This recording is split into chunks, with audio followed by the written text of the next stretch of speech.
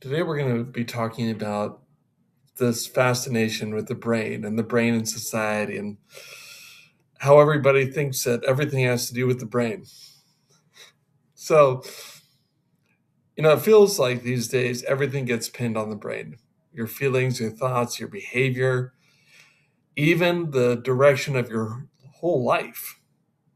Society keeps getting told that the brain is the source of everything and that's just how it is, but that idea didn't show up naturally. It was pushed in hard when materialist pseudopsychology and psychiatry took over the conversation.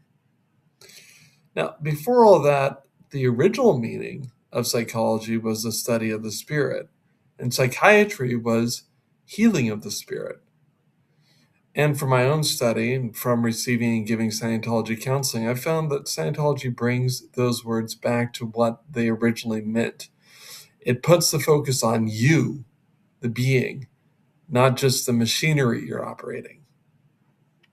Now, I'm going to use a word in a moment, and I want to make sure it's totally clear. The word is rattle trap. It means a noisy, unreliable mechanism. To really get the feel of it, try and make a few sentences with it until it becomes second nature. So, rattle trap meaning a noisy, unreliable mechanism. So, do that now. Okay. Now, good. Now, when a word becomes easy to use, it also becomes easy to understand. You see that for yourself? Good. All right, let's talk about the brain. Here are the definitions from the Scientology Technical Dictionary for the brain. 1. A part of the nervous system that sends and receives impulses to the body. Okay. So now do some sentences with that until you get to the point where it's easy to understand and easy to use. Okay, now here's the next one. A neuroshock absorber that has very little to do with thinking.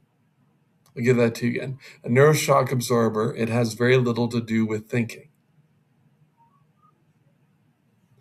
All right, make some sentences with that until that's clear and easy to understand.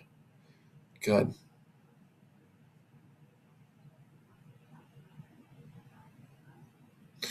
Now, on the third one, that's a very mechanical rattle trap sort of switchboard you've put together to translate thought into action and coordinate energy. Okay, so again, make some sentences with that until it feels natural. Play with it a bit until you feel good about it. Good. All right, now that we understand these definitions, the next thing to do is to relate them to life, to test them out, to see if they're actually real. So we're not dealing with somebody telling you something. We're dealing with you actually observing or experiencing it for yourself. So if we wanted to test definition 1, maybe you could do this. You could give your brain the idea to lift your pinky finger and see if the pinky finger lifts. Good. So you send the impulse out. Now we're going to try and receive an impulse.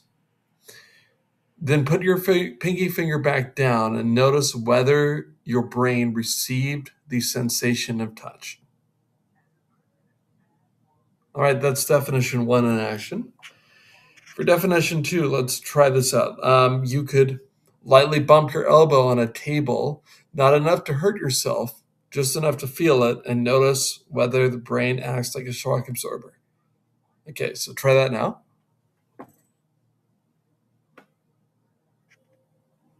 Great.